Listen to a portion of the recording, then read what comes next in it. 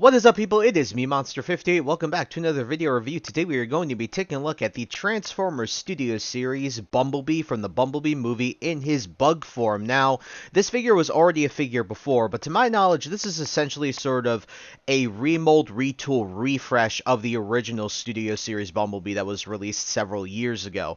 And to my knowledge, I don't exactly know how well received that figure was or how not well received that figure was. All I know is that from looking at a video of its transformation, it certainly was definitely a lot more fiddly than the one that we do have here today for you. But taking a look at the box here, you can see some very nice artwork here of Bumblebee in his bug mode as he appeared in the Transformers Bumblebee movie. Studio Series 116, Bumblebee. Got the Transformers Bumblebee logo right up there. Transformers, got the Generation stuff here. Nice artwork here of Bumblebee as he appeared in the movie. Some more nice artwork here of Bumblebee as well. You can see the Deluxe class there as well. And then we turn around here on the back and you can see some nice product shots where he certainly, I'll say, looks way better, in my opinion, when you're comparing it to on-screen accuracy in comparison to the original figure. But I will be showing the full transformation and everything like that just so you guys get an idea. And the other thing, too, here is the background that this comes with is Charlie's Garage. So pretty cool. I'm not personally going to use it, although I wanted to mention it, obviously, for the review. As per usual, I think Hasbro kills it with the packaging. And so, without further ado... Alrighty, folks, here we have the Transformers Studios series Deluxe Class Bumblebee from the Bumblebee movie in his Volkswagen Beetle bug mode. And I gotta say, this looks really good. Now, from the outside, when you're looking at this one and you're comparing it to the old version, this doesn't really have any major differences when it comes to the actual looks of the vehicle mode in and of itself. Like the sort of the proportions, everything is pretty much spot on to how it was before. One difference that you can see from the like the original release, not even the premium finish, like just the regular, over the counter, mass release one. That one had a darker, more richer, deeper color, very similar to the like Earthrise, G1 inspired Bumblebee, or like that one, right? Not even close, really, at least, to the like new SS86 one. But taking a look at this one, you can see it looks really good. I do like sort of the more faded-ish and pale-ish yellow. It's more accurate in my opinion, especially considering that this version of Bumblebee was a junkyard find. So I really do like how this looks all around. Like, it looks really good. The only issue I have mainly with this vehicle mode, there's two. The main one that I have is that this guy, sometimes he doesn't feel like he squeezes together all that well if you don't get everything in its perfect spot, or at least relatively within its perfect spot. And the same thing is the legs. The wheels seem a little bow-legged. Sometimes it's like they have camber. It's just that they move and stuff like that, so sometimes you kind of set it down and then the wheels just kind of, bend out or something like that. Overall, taking a look at the details, you see the wheels are very nicely molded. You can see the nice silver and then the black for the tires. You can see the nice painted headlights there, the nice painted reflectors there as well. Looks really good all around. You can see the newly painted back windows. I believe those were just clear before. It does look a bit weird contrasted with the actual clear plastic here. You can see some more clear plastic. You can see some robot kibble in there, and you can obviously see some robot kibble in all of his, you can see his face right there and stuff like that. But overall, when it comes to this vehicle mode, I think it does look really nice. And then you can actually have weapon storage here. You can see even the nice taillights. But you can see what I'm saying here.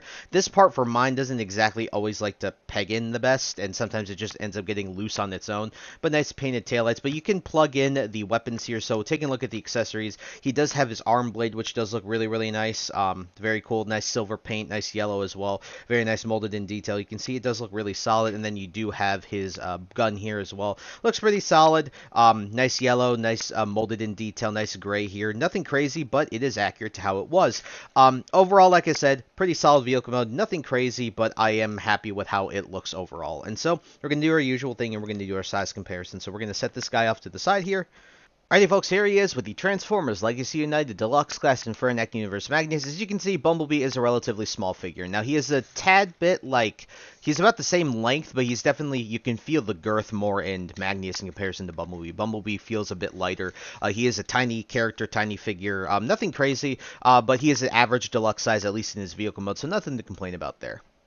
Alrighty, folks, here he is with the Transformers Studio Series Premium Finish Voyager Class Bumblebee Movie Optimus Prime. As you can see, these two look really good together, and you'll see that in robot mode. These two also look fantastic together. This is how they appeared in their movies, and this is how in their movie, and this is how they should scale with one another. As you can see, Optimus does have a significant size difference in comparison to Bumblebee here, but they do look very nice together. Very classic. Nothing really to complain about here when it comes to the size. Very, very happy with how these two turned out. And size tracks, especially considering Prime is obviously a Voyager comparison to a Deluxe.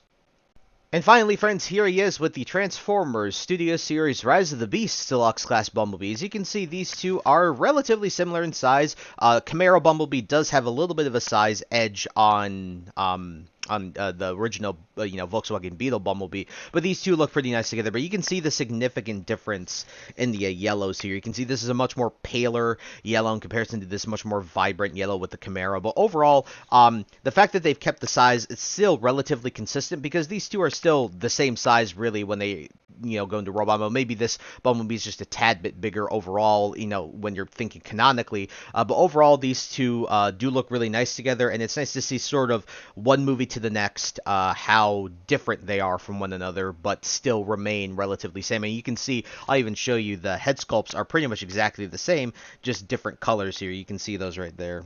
Like that. You can see they're pretty much almost the same exact head sculpt. So very, very cool, and nice to see this comparison in my opinion. Alrighty, folks, so before we get into the transformation, one thing I forgot to show is how you can attach the weapons onto his bumpers. So what you'll see here is that you have some groove sections here in the blade, and then you have a little peg hole right here, and then you have a peg here. What you can do is you can peg this on either way you wish to do so, and then you can take those pegs on the blades, and then you can just peg them into these two little ports right here, and then all of a sudden you got this pegged in, and it looks, it's Transformers vehicle mode weapon storage. It doesn't look all that great, but the fact is you can do that, and that exists here. You can't store it under the vehicle or inside the vehicle like with other Bumblebees and stuff like that, but it's still perfectly fine. Just, if you're expecting, regular Transformers vehicle mode storage, that's what you're getting here. So for the transformation, now the transformation is not really difficult, especially getting him to robot mode is easier in my opinion than getting him to his vehicle mode, but he does feel a bit flimsy in certain places, and that's one issue I have with it, because I don't, you don't want to break anything, especially because there's a lot of clear plastic here. But getting into the transformation, first thing I like to do is to sort of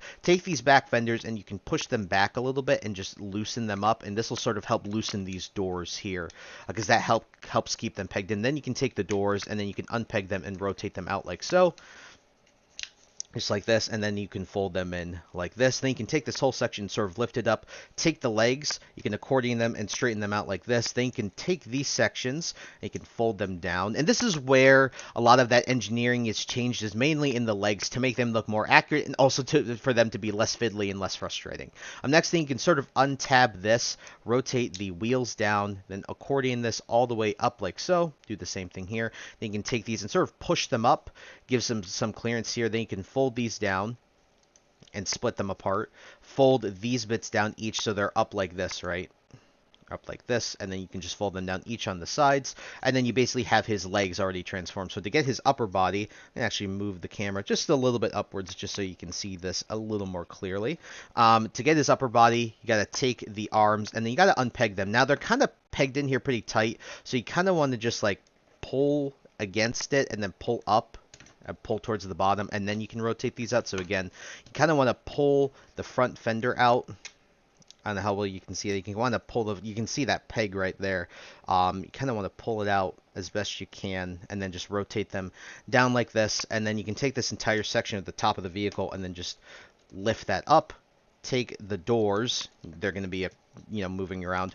Want to rotate this entire chest section down, and then rotate the arms out. And then what you'll see is on the sides of the chest, you do have these pegs here, and then you just kind of peg them into slots on the side of his chest, and you can then fold in the fender bits onto his chest here. Then you can just straighten the arms out, and all you have to do here is compress the back. So you fold this in once, fold this in again, sort of compress it on the back, and well.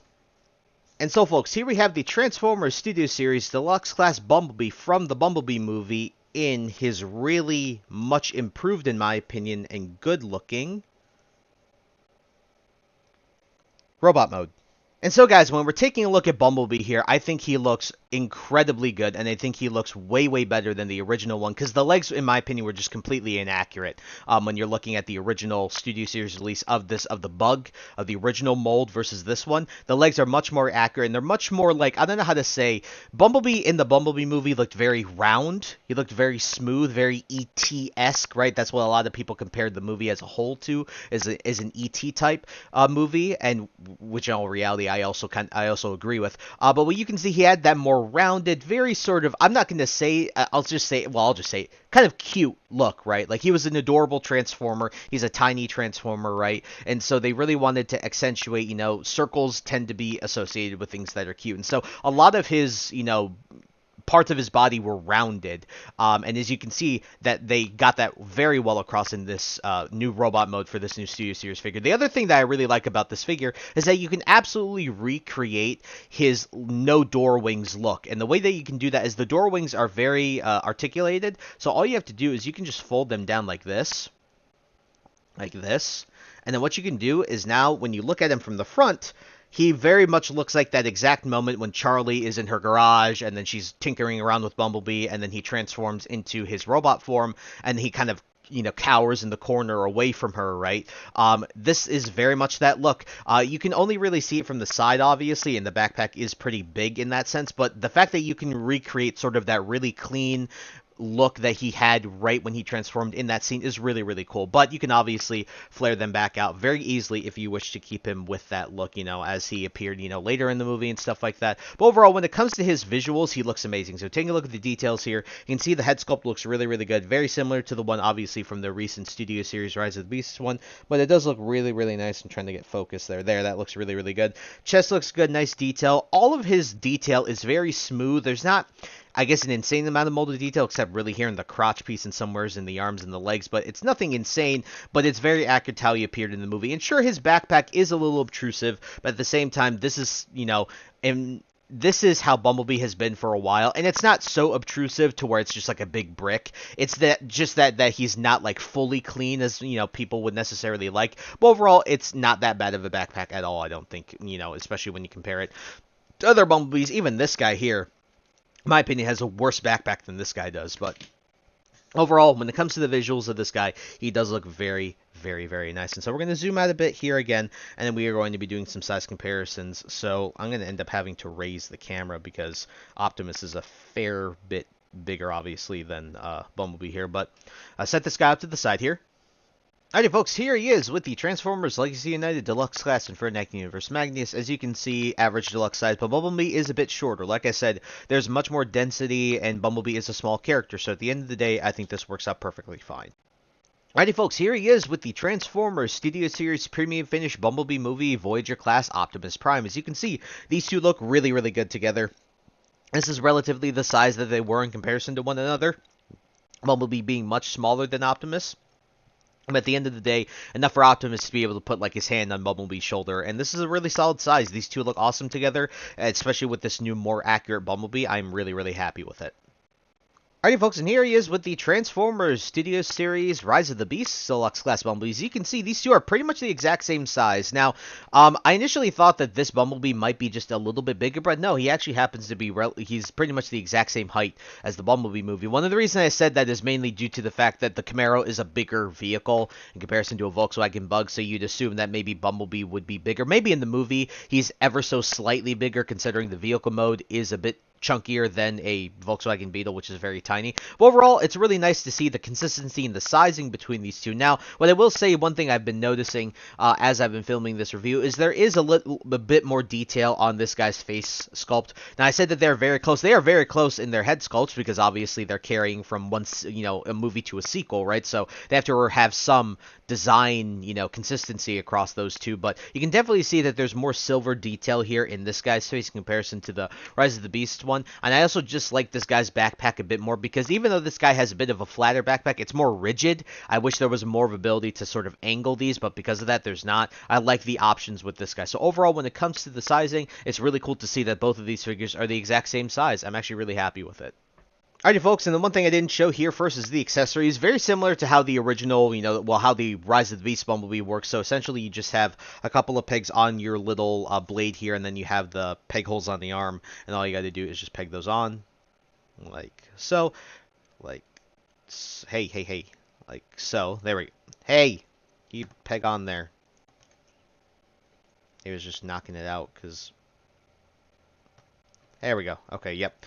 Like that, and then obviously for the gun, you just have the peg hole, or the peg there, and then you have the hole in the hand. All you gotta do is just do that. And here you have Bumblebee with his accessories, and they look really, really solid. Like, they look very similar. They're obviously pretty much the same exact accessories that the Rise of the Beast one has as well. But overall, when it comes to this, I think these also look very, very good, and he looks complete with both of them on. And so, we're going to get right into the articulation. For the articulation, there is one big thing missing with this guy, which also happens to be something missing across the Constructicons. You guys can probably already tell what I'm talking about. I understand why with the Constructicons, I kind of don't understand with this guy. And so, the articulation is fine, it's just, this is where this figure is not as good. You have a ball joint here, so rotate. You can look a little bit down, a tad bit up. Shoulders are also on ball joints here, so you can rotate all the way around. You can go up, you can go out. You also have a little bit of a joint here as well. No butterfly joint or anything like that, but rotation here because you have a ball joint. Bend a little more than 90. No wrist articulation though, but no waist. This is where this sucks. It has no waist articulation. It's a shame because you think they'd be able to put it somewhere here. But the legs can kick forward. They can kick back. Little less than 90 rotation here at the upper part of the thigh, and then you do have some decent ankle rocker pivot, nothing crazy. And so this guy is mainly just limited due to the fact that he has no waist joint. It really sucks because most figures, with the standards that we have today, should basically have waist joints. Like that should be a thing. I get it with the Constructicons, particularly with Scrapper. They wanted to engineer that that ratchet joint for his for the ankle articulation. For Bone Crusher, it was just the way they designed his transformation, but it does like he does have a waist joint, but it's not functional when you have his, when you have the chest attached how it should be, because it's connected by that arm, so you can't actually use the waist joint that's there unless you want to completely ruin his look to do so. And from what I've seen, Hook doesn't have one either, and I get why, because again, it's going to be, Devastator joints. But the one that does throw me off is Long Haul, I know, doesn't have one, which also doesn't make sense because there's no joint in there that would remove that ability to have one in there. Again, I'm not a toy designer, but at the end of the day, a waist joint, in my opinion, is like a standard on Transformers these days, and so for this figure not to have it, it's a bit of a shame. Alrighty, folks, it's time to get into the reverse transformation. And for the reverse transformation, this is where this guy's a little more frustrating than getting him to his robot mode. And the reason being is because even though he is a remold and a retool of that original Studio Series release, he still kind of feels like it's kind of hard to get him to be put back together now.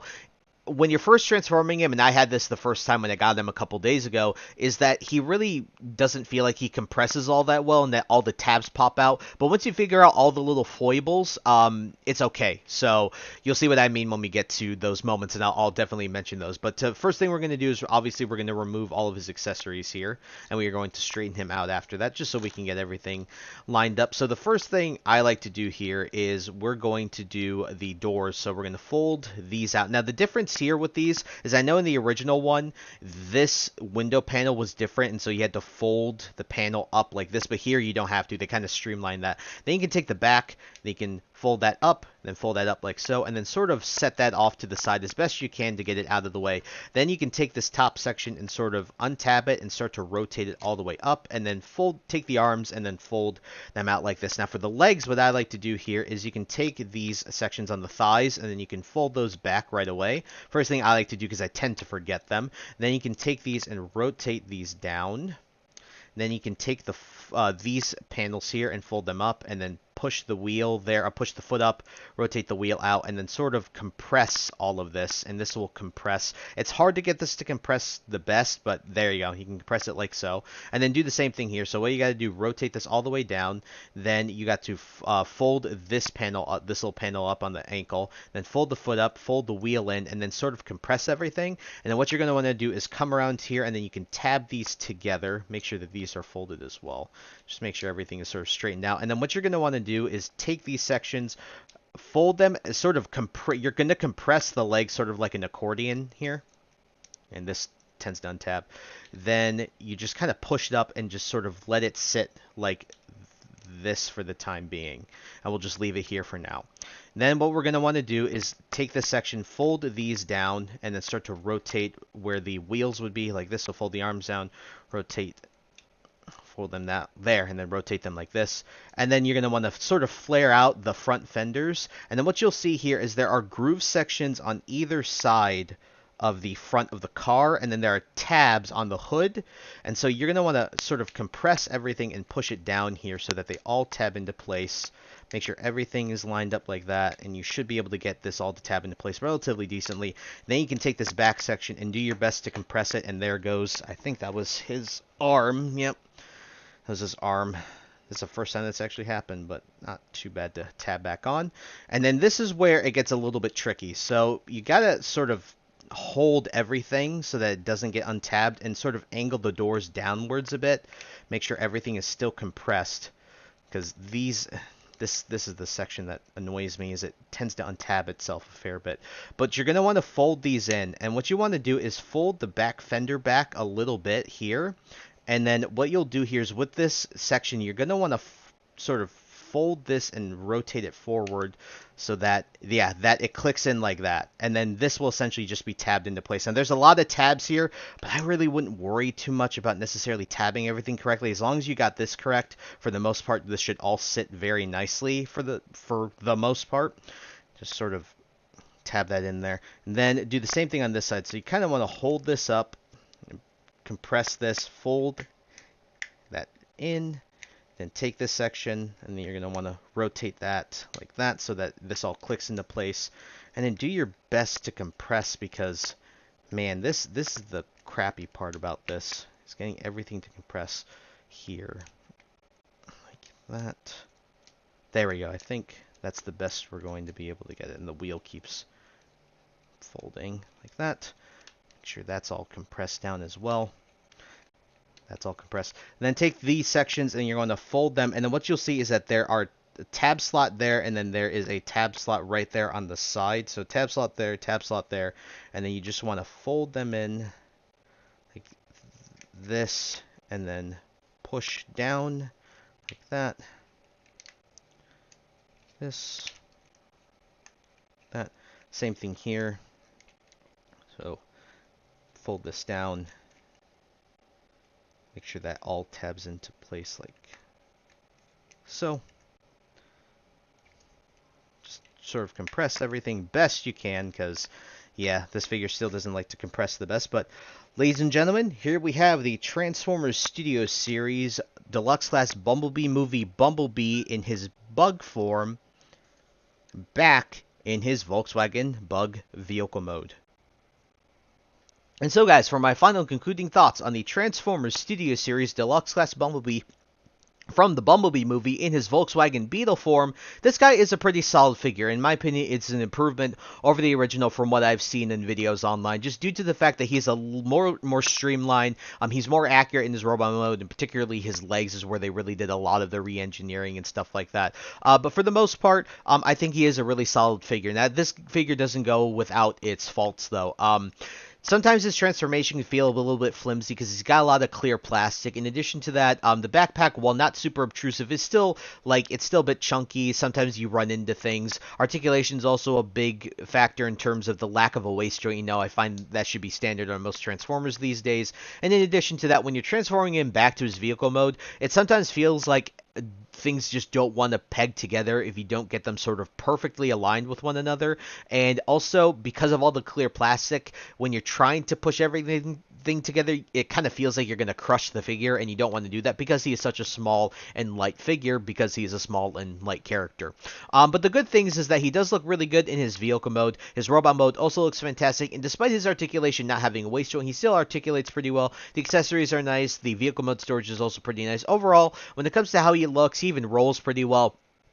His visuals are absolutely the reason you'd pick this guy up, and so I am pretty happy with it. Now, out of a 10, I'd probably give this guy like a 7. A 7, I think, is reasonable. He's just above average, but he's not enough to break 8 or a 9 or a 10, just due to the fact of the lack of articulation in the waist, the flimsy plastic feeling sometimes, especially when you're trying to transform him back to his vehicle mode, trying to get him to all compress, just those issues definitely knock it down those points for me. So would I recommend it? I absolutely still would recommend it, just because, especially when you compare it to the original release, this is a marked improvement over that, and I think it's a solid figure to add to your collection. Now, interestingly enough, I did pick mine up IRL. I actually picked mine up at a local toy shop not too super far from here when I was up traveling the other day to a local like diecast meet. So I ended up picking this guy up at a toy store not too far from there. So if I will leave links in the description though to Big Bad Toy Store, Amazon, as well as Hasbro Pulse if you guys wish to pick this guy up. And if you do decide to hunt this guy IRL, I definitely wish you the best of luck in doing so. And yeah, hope you find it, because obviously finding stuff IRL is really tough these days. And so I think that's it. So I thank you guys so much for taking the time to watch this video. Please like, comment, rate, and subscribe. Share this video with your friends, and also follow me in the socials. Those will be linked in the description below. And with that, guys, once again, thank you so much for taking the time to watch this video review, and I'll catch you on the next one. Hope you guys have a wonderful day. Peace.